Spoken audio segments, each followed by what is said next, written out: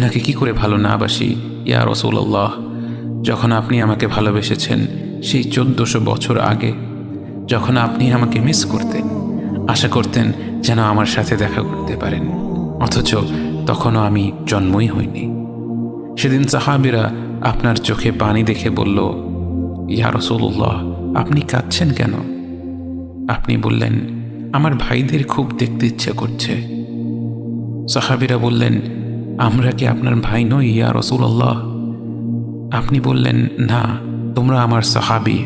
আমার ভাই হলো তারা যারা আমার পরে আসবে এবং আমাকে কখনো না দেখেও তারা আমাকে বিশ্বাস করবে।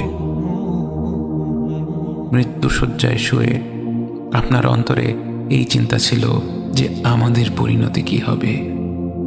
উম্মতি উম্মতি বলতে বলতে আপনি আপনার রবের নিকট ফিরে গিয়েছেন। আপনাকে